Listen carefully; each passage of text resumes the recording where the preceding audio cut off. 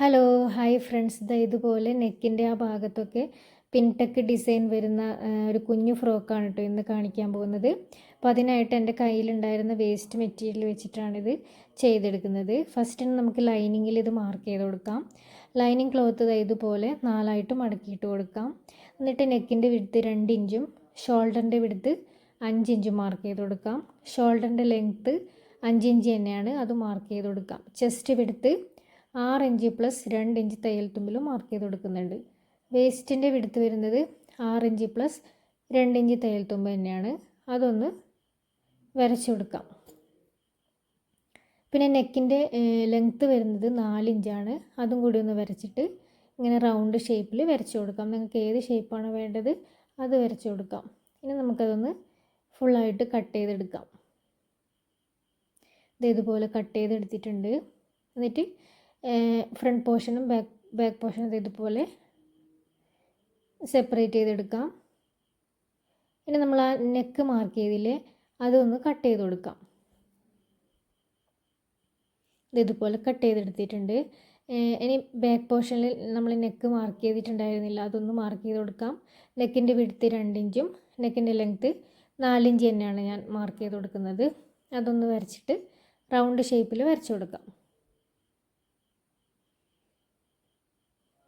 അങ്ങനെ നമുക്ക് back നെക്കും cut ചെയ്ത് കഴിഞ്ഞു. ഇതുപോലെയാണ് കിട്ടിയിട്ടുള്ളത്. ഇനി നമ്മൾക്ക് ആ വേസ്റ്റിൻ്റെ ഇവിടെ വെച്ച് കൊടുക്കാനുള്ള ക്ലോത്താണ് കേട്ടോ ഇത് എന്ന് പറഞ്ഞാൽ സെൻറ്റർ പോർഷനിൽ നമ്മൾ കുഞ്ഞ് പ്ലീറ്റ്സ് ഇട്ട് കൊടുക്കുന്നുണ്ട്. സെൻറ്ററിൽ മാത്രം, ഫുള്ളായിട്ട് ഇട്ട് കൊടുക്കുന്നില്ല.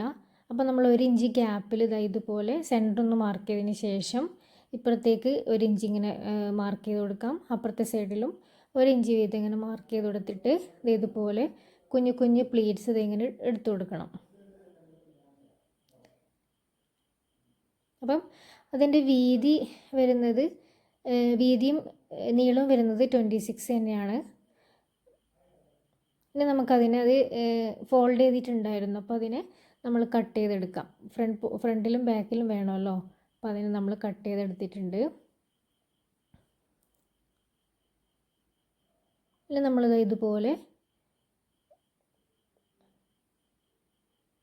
പ്ലീറ്റ്സ് ഇതുപോലെ എടുത്തതിന് ശേഷം പിൻ കുത്തിയിട്ട് വേണം സ്റ്റിച്ച് ചെയ്ത് കൊടുക്കാനായിട്ട്.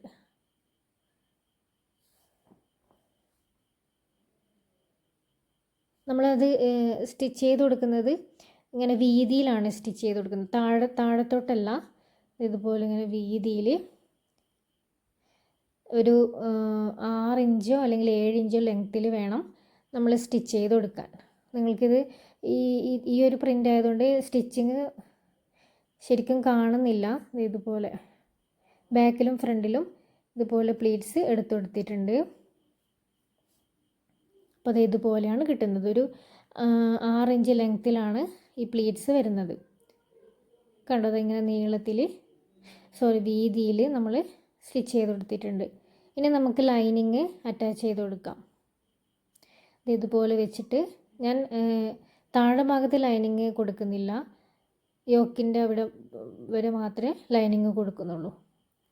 ഇനി ഇതുപോലെ പിൻ ചെയ്തിട്ട് ഫുള്ളായിട്ട് സ്റ്റിച്ച് ചെയ്ത് കൊടുക്കാം.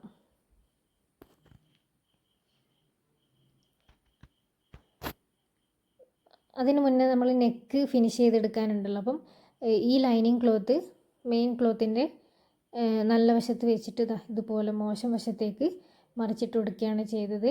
എന്നിട്ട് വേണം ലൈനിങ് ഫുള്ളായിട്ട് സ്റ്റിച്ച് ചെയ്ത് കൊടുക്കാൻ. അങ്ങനെ നെക്ക് മറിച്ചിട്ട് അടിക്കുമ്പോൾ നമ്മൾ ലൈനിങ് പോർഷൻ്റെ അവിടെ ഒരു സ്റ്റിച്ച് കൊടുക്കണം. അപ്പം നമുക്ക് നല്ല വശത്ത് അങ്ങനെ സ്റ്റിച്ച് കാണാത്ത വിധത്തിൽ നല്ല നീറ്റായിട്ട് തന്നെ കിട്ടും. ഫ്രണ്ടും ബാക്കും ഇതുപോലെ തന്നെയാണ് ചെയ്തെടുക്കേണ്ടത്. ഇനി നമുക്ക് ആ ലൈനിങ് ഇതുപോലെ മോശം വശത്തിട്ട് മറിച്ചിട്ട് കൊടുക്കാം. നമ്മൾ എടുത്തു കൊടുത്ത പ്ലീറ്റ്സിന് നന്നായിട്ട് അയൺ ചെയ്ത് കൊടുക്കാം. പിന്നൊക്കെ കുത്തിയിട്ട് ഇതുപോലെ അയൺ ചെയ്ത് കൊടുക്കാം.